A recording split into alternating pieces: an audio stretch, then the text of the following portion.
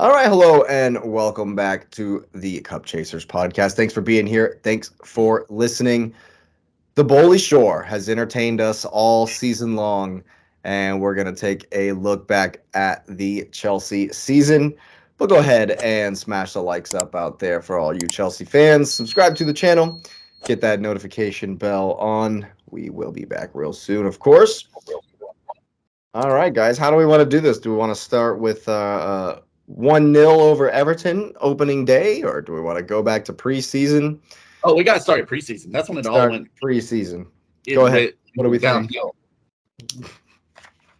I mean, I think that the caveat is that Chelsea was in pure chaos more so than they were even this year during the summer because you had the sell, you had we couldn't register players, we couldn't sign players, we had players leaving that we couldn't replace, and that preseason was terrible. I mean, we I want to say that we beat. Hold on, I'll tell you. We beat Club America. We drew Charlotte and lost on PKs, and then we just got absolutely throttled by Arsenal. But when you watch the Charlotte game, Charlotte, yeah, we lost on PKs, on penalties. Mm-hmm. Yeah, you watched the Charlotte game. We looked pretty much what we looked like all year this year. It was terrible. Nobody could score. Charlotte, I mean, they were the better side, and that was very tough to take. And I remember telling you, Jake, Chelsea's not going to beat Arsenal. I'll be lucky if we don't get Charlotte are bad. Yeah. And so that was like the first signs of this might not be a good season. So that kind of prepared it. I think there was a little bit of excitement with the transfer window because we finally were starting to get some people in. Because I mean, Barcelona took everybody we were after, from Rafinha to Koundé to let's say they even picked up Christensen. They were supposed to get Azpilicueta, but they couldn't register him. They took Alonso. I mean, they took from us, and then they took players that we were after. Yeah. But they don't have money. How is that possible? They 13 levers. They pulled like 18 levers. Well, here's the biggest. I think the biggest mistake of your preseason was not skipping all that and throwing the book at Haaland, throwing everything at Erling Haaland. We couldn't do anything. I think by that, with the lockout, and by that time City had already decided. He had already made. Yeah, fair enough. Because even before City approached him, he had interest to go to City. Yeah, because of his dad. Yeah, because of his dad. There's the legacy, play there. And he had that interest in him before leaving. But yes, what we should have done was the season beforehand, if Roman Abramovich really knew all this was going down, like, everyone wants to say that the Russian oligarchy did. Why not buy Haaland and pay the $100 million buyout clause to Dortmund before he even ends up on the market? Just make everyone else a moot point in the Haaland race, because now I have the buyout. You have to deal with me on wages. Like, no club can approach you. And that's what we should have done. But that was long gone. But by the time we ran into this, it was a complete train wreck. Would you say that the tension between Bowley and Tuchel was like immediate? Immediate. Oh, immediate. Absolutely immediate. Yeah. I think before, I don't think Tuchel agreed with, it's almost as if Tuchel, as well as a large majority of the fans and a large majority of the board, didn't agree with Bowley even being the one to buy Chelsea. Like, didn't even want that to be the option that now I have to deal with this ownership. I think Tuchel would have much rathered it gone to the English, but I get why Roman did what he did, because the English wanted their hands on Chelsea. That's his club. You're kicking me out. I'm not going to give it to you. I'll sell it to anyone else. And Sorry, continue. That could fulfill the financial agreements that he had laid out in the contract. You will rebuild the bridge. Who has the money to do that? You will spend X amount. I think it's what, 600 million or 6 billion over the 10 years that you can't take profit out of the club initially until the contract. I thought it was 2 billion. 2 billion, yes. You have to invest X amount in a year's quota. Like, he wrote all these things in to protect the club because it was to the last What day. about the stadium? Is that one in there still? Yeah. It is. And he's There's rebuilding $1 billion the bridge. investment into We're the not stadium. moving. They're rebuilding the bridge, the last I heard, with all of this, because the property that we bought to rebuild the bridge to move the bridge to, English won't, like, it's a parliamentary issue. They won't let us move there. So now we just have to rebuild the bridge. So the FA are just haters. That's what I'm hearing. I mean, is what it is. It's, while Roman was in charge, it's a different era. I get that. We have new ownership and everything. I think what really hurt the club in that summer, in that preseason window, is while Roman might have been looking for a buyer, sure, I can sympathize with that, making sure you have the right fit. I don't think he wanted to relinquish this club until they absolutely made him or suffocated us to the point where it was hurting more than helping. And that's what they did to us. They hurt us more than he could help us in that moment. And it really put him between a rock and a hard place, because if you look at the numbers, look at the stats, look at the investments, he's one of the greatest owners in this era of football.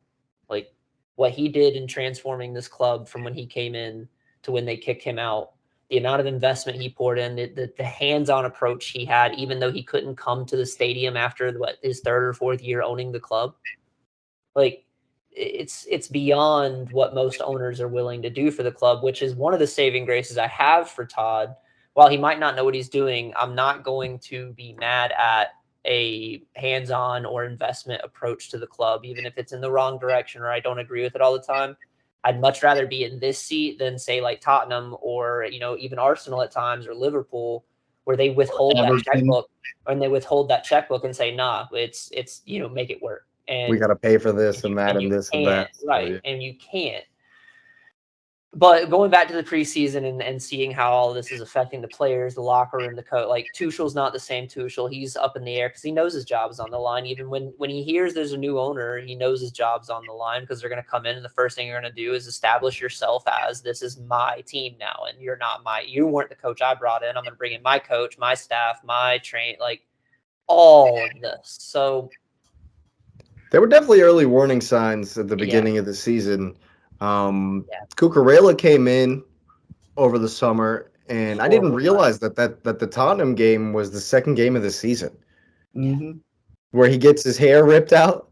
And Tuchel tries to fight Conte. I didn't realize that was the second game of the season. Well, another thing about that preseason that really doesn't get mentioned a lot is Tuchel was going through a divorce, and it really started to affect him, not only personally, but in his day-to-day with the club.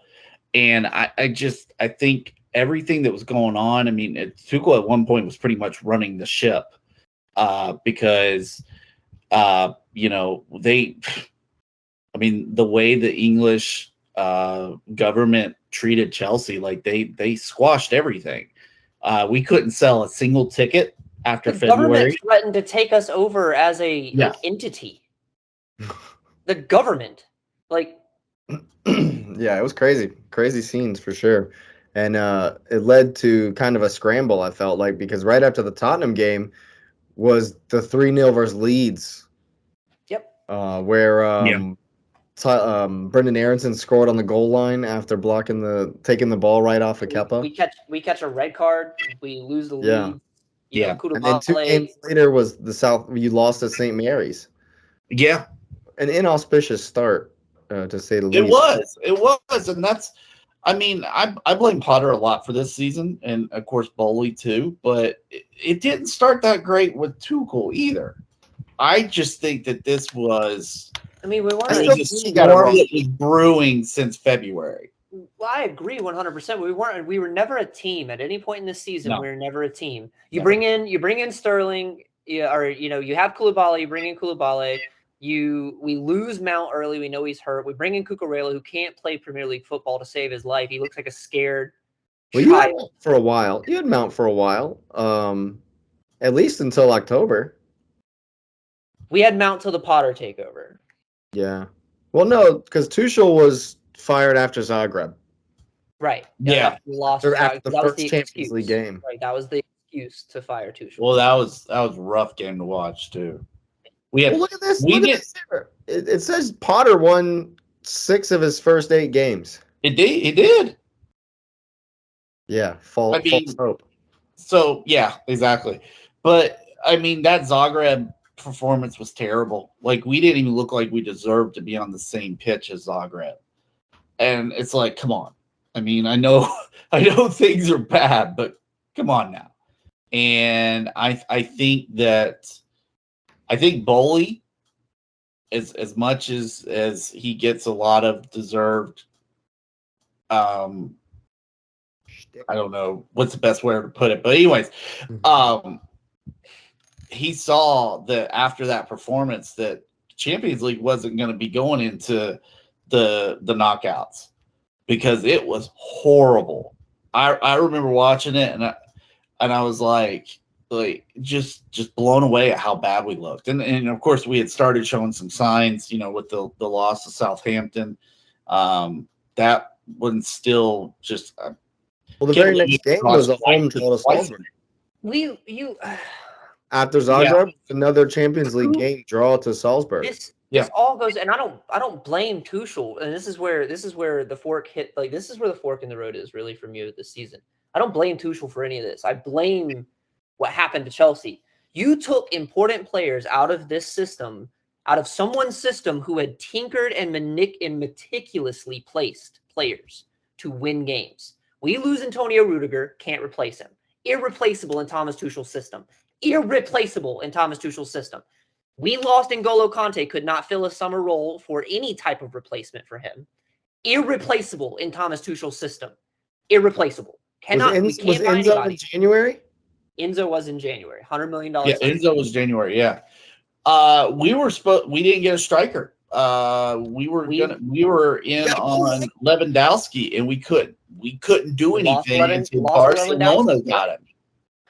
And again, losing these roles, and we lost the players Tuchel picked out. Barcelona picked up 3, which Patrick hit the nail on the head there. It really did stumble us this season to find and put together a team that fits the system. He lost his system. He cannot play the same. He built all of this up, had a transfer window planned, and was not able to execute it. None of that is not on him. That is not on him. That is 100% on the board for letting everything get as bad as it did with us being locked out as much as we were. And people leaving the club, instrumental, like Maria leaving this club when Tuchel left this club, or shortly, either right after or right before, is when the back office got cleared. There's major holes even still in the organization that again, I find and will be irreplaceable in the future. N'Golo Kante getting hurt, not being able to sign him, takes Thomas Tuchel's entire midfield and flips it on its head. Makes Mason Mount work out of position, which we all know does not work. Thomas Tuchel knows that does not work. And he has to then fulfill a midfielding role in not attacking, non-creative, midfield workhorse, get the ball, pass it, make the run, cut the passing lane type of role. Mason Mount doesn't play that. And we see him stumble throughout the rest of the season. We see that's 2 pieces of glue right there in your midfield. Our creator's gone because he can't play his position. Our backup or our sentinel or whatever you want to call him, our 6, our sweeper, gone because he's injured. And we didn't buy anybody to replace him. And that's not on him. He can't play his game. That's why Conte left Spurs. If you're not going to give me the players that want to play my system, I don't belong here. Like, I'm not going to try to, it's fitting a square peg in a round hole, or whatever analogy you want to use. I don't blame Tuchel for it. Not for what happened at the beginning of the season, because again, take the points away that he did earn us. We're fighting a relegation battle. I get that. I don't disagree either. I just think that there was a lot out of Chelsea's control to try to build a team with all the exits. I mean, we lost. Marcus Alonso was good for 13, 14 goals a season. Amazing left back, made the runs, knew how to play the ball just as well. And I'll say this, knows how to make the pass just as well as Reece James can. And we lost. And we bring in way more consistent. We bring in Cucurella to replace that? Are you kidding me? Cucurella was decent for a spell, for a little bit. He got introduced to the Premier League his second game in and was never the same. But he's been in the Premier League. No, not on that performance level. You can do that at Brighton. You can lay down, you can get your hair pulled and act like you're lucky this is a family show. I think he got up and was upset with doesn't happen at Chelsea, bro. In addition to that, I think it's a style thing. The Terrys of our of this Chelsea squad, that doesn't happen to us. Well, they didn't have hair like that. They didn't have hair like that. Everybody with shortcuts. No one would have done that had we had, Thiago Silva and Koulibaly. It's their fault too for not being enforcers on that. And we'll get into this. I don't want to cut Patrick or Lewis off. We lost our. That's just gone from the game completely. That kind of steal. What were you saying, Lewis? True. Well, I mean, and I understand where X is coming from, man. All of the stuff that both he and Patrick were saying are irrelevant. The Cucurella thing is just weird because that was just like, you were talking about Barcelona taking the players you wanted. The city was in for Cucurella the whole summer. And then when they were going to buy, because literally the only reason that Cucurella got sold to Chelsea is because City wouldn't pay, was it 75 that Chelsea 60. paid? 60. Whatever the number it was stupid. And City was like, we're not paying that. City was like, we're not paying. They weren't looking at him to start over anybody. They just didn't have an actual left back, which is where they were going to stick him. And I mean, obviously he fits in a sort of finesse style system. So Pep saw him sort of in the likes of Zinchenko, right? Seeing he could do something similar to Cancelo. And the style that Chelsea plays is not the same style. So stylistically, it didn't make sense to buy him. But that was a sort of what X was saying, where you're stamping hey, this is my team, this is who I'm buying, which it's such a silly thing. But I don't know. As an American, I don't know if I want to slander my own people, but that feels like such an American thing to do, to just be like, hey, I have money, I'm buying it to show you. It's so Jerry Jones, right? And it's like, just if and the funny thing is if Chelsea never comes in, Cucurella goes to City. And I hate to say it because we probably know this, but he probably would have been really good at City. He would have fit. And so it's not like he's a bad player. He's a bad player for you. In addition to he's a bad player for you, he's bad because you didn't have a manager or a style. Because this was before Tuchel got fired, right? Or was it after? Yeah, no, we're right before. It was before, right? And Tuchel's style doesn't fit that, so it didn't really make sense to get that guy. So I'm sure, as X said, and Patrick, you alluded to it, is that they bumped heads right away because you're like, well, why would you buy me this defender that doesn't play the way I play? So either that was saying to him, hey, man, we're getting rid of you, which basically is what happened, and I'm buying players to match this guy's style, which almost makes sense why he went and got Potter. But if you're going to go do that, why wouldn't you just go get the rest of Brighton? I mean, yeah. Because what, there's McAllister. I mean, there's tons of guys that would have, because, for example, X just said, you don't have anybody in the midfield. You're telling me if McAllister was at Chelsea, they wouldn't have played well with him? I think they would have. They don't go get Felix if they have him. There's no reason to $600,000 a game for Felix to sit on the bench for half of them. So I think, so it was such a half butt. Is that a halfway? Yeah. A halfway way to do it. If you're gonna do that, just go buy the whole.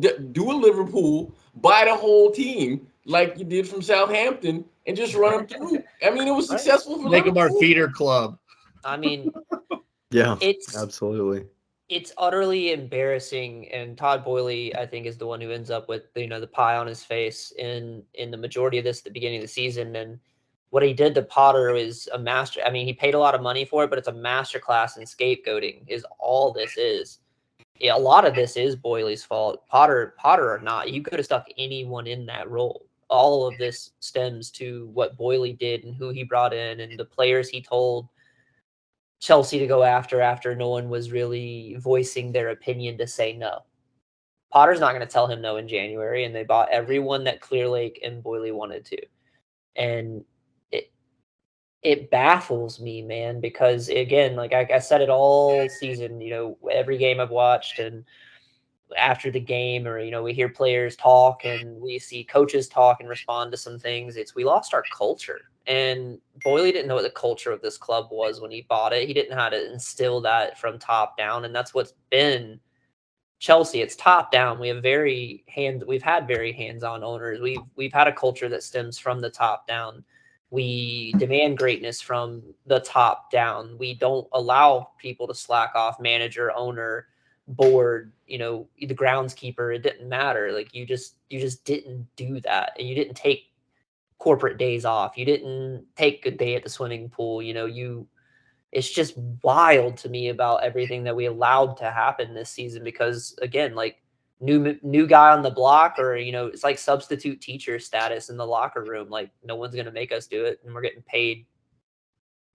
You know what's funny is now that I'm listening more, because I mean I saw it, but I didn't really pay attention to it because obviously City had their own troubles early in the season, more off the field than on it. But it was Yeah. something to think about. But looking at that, it begs the question. Two things came into my mind. Listening to what you said, it's like, okay, Chelsea has a culture, which they do, and you're like, well, if Boehly came in and was like, okay, I don't know what that culture is, and I don't care, then what culture was he establishing? And I mean, you could say the corporate one, but I'm like, but if you think about, and I don't actually know how he got rich or whatever, but I'm looking at like, well, how does he run his companies? Is that how you do it? And so that's just like a question for the ether, right? But that just begs that question. But it's really, now that I'm thinking about it, there's so many Brighton players that he could have bought that would have fixed it. Like the what's the winger's name? What's the winger? You could have done Trossard before we got You talking about Militao? Matoma. Or Matoma. I'm sorry, yeah. Matoma. So you could have bought Matoma. You had Trossard there. Matoma. You had McAllister. Like I don't understand why. If Potter was your guy, then why don't you just bring his guys with him? Now, I'm not saying he would have been successful, but you spent money. So if you're going to spend the money, just buy it from them. Well, I think part of the issue was everything was done in a panic. It was get through the window in a panic. It was, okay, we're going to fall out of the Champions League. We got to make a move in a panic.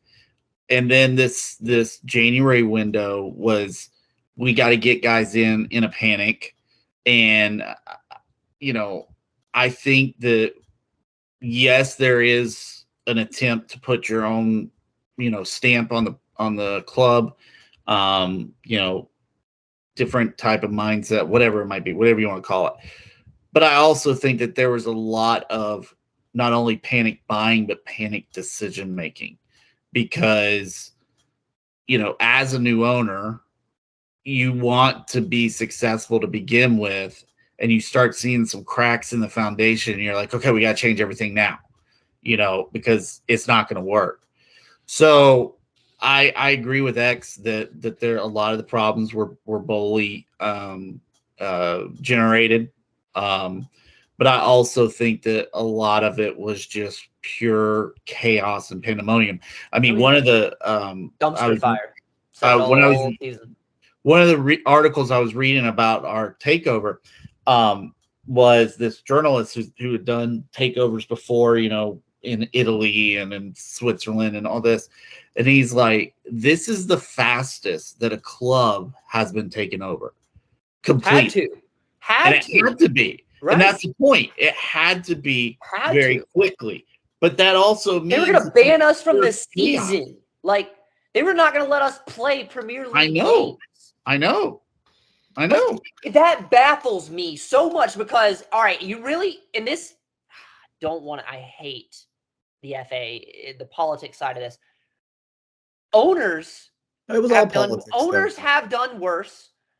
There are worse owners connected to worse people in the world than Roman Abramovich. There are worse clubs who have committed way worse atrocities financially and illegally than Chelsea ever did, because we were under a microscope literally the entire time that man had our club. I mean, City doesn't even cut their grass. Come on. With their 8 fans. They're going to ban us from when we establish this winning culture, when we show the world twice that, yeah, we're not the underdogs and we deserve to be here in 2 separate occasions, mind you. We were not supposed to win in Munich. We were not supposed to win against City, but we did.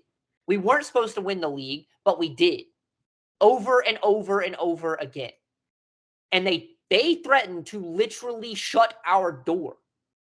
And that, I think, goes to what Lewis has been hinting at all season. History FC does not want to see us be on top of the Big Six. We can be part of the club, but we can't win the game because they will find a way to cut us out like they did. And it killed us. We won't recover from this next season. We won't recover from this the season after next. This window, what we lost to what we have to build, this is a long process. We will not compete for a major trophy in the next 3 to 4 seasons with these guys that we have on 8-year contracts, unproven, that might not even pan out. You know, I am so sick to my stomach at what has happened to this club. If I had $6 billion, I would have bought it in a heartbeat. You know what's funny, X, is that, you know, I mean, and it's not my soapbox, but the History FC thing bothers me across all sports because, I mean, I respect the history of the game. That's how the game elevates. But at some point, you have to understand that history is not enough for you to elevate. As times and dynamics and science in the game changes, you have to change too. And so, and it's more than just because, see, the thing is, they ignore history gives you money, and they never associate history with money, but that's literally how it works. That's why Bayern has money. That's why Real has money. That's why Barcelona has money. That's literally why they have money, is because they're historic clubs, right? And so you have fan bases that won't leave, so it kind of is what it is. And so it's just funny because in that article I sent you guys a couple of days ago or whatever, when the United fan was mad at City and what could potentially happen, you could hear and you could see the thread where they just hated Chelsea. And I think a lot of Premier League teams hate Chelsea more because the funny thing is that for the longest, before City won anything, people would call City fans plastic Chelsea fans. They would be like, they're Chelsea rejects. So it was always a hate on Chelsea because Chelsea was so successful so fast that they're like, well, what is this? And Chelsea spent money. You spent money. And so basically, not even though it wasn't exactly the same, City came in and did the same thing. You followed suit, and this is what City did. And this is where Chelsea really messed up, and this is where I do agree with a small portion of the Chelsea players that are in this box. Had there not been so many managers coming and going throughout my career at Chelsea, I might have been a greater player. I understand that. We did go through a lot. I think firing Mal the first time maybe was probably a mistake, but I get it. You slack off. That's the culture Roman had. You slack off, you're gone. I don't care if you're a player, coach. I don't care. You slack off, you're gone. But what we did was we listened to those managers we brought in. We brought in Mal. We said, who do you need? He said, bring me Drogba, bring me Lampard, bring me, build these guys up, bring me Diego Costa. He brought guys in that he knew he could win and build a team around, or a backbone. And those core guys stayed at the club for years because they were the core and the backbone, and the manager put them in place. While we went through different managers, that backbone always stayed the same. That's why we maintained that culture as well. And that's how we became what Jake always refers to as like the players club, where if Lampard, Terry, or Hazard wanted you gone, most likely the manager was going to catch the axe because Roman backed his players. Boyle did neither. So, it's what are you doing at the beginning of this? You're not backing your backbone. You're not backing who's at the club. You're not listening to our locker room, but yet you're going to bring in a whole new one and a clown at that. And then you fire undoubtedly one of the best managers in the game today. Top 4, top 5, don't care. Math says it, trophies say it. He'll get you to a final. He'll get Munich to another final. He'll probably win there if they don't sack him with all the drama going on there with who knows what's going on at Munich, because they'll fire somebody over a tweet. But anyway. Yeah, who knows what's going on? That's crazy. I don't understand the thought process, and this is where I truly blame ownership. And I hate Potter. I hate Graham Potter. I hate what he did. I hate the attitude he brought in with the club. I hate him for not sticking up for the club and being a part and gluing himself. He never glued himself to us. He knew. He knew. Zero pity. No. Zero pity. No, do not take that job. Situation. No, do not take that job if you cannot wear this badge during press conferences. I don't care who you are. I don't care who you are. Do not take that job if you cannot wear this badge every moment you're in front of a camera representing this club.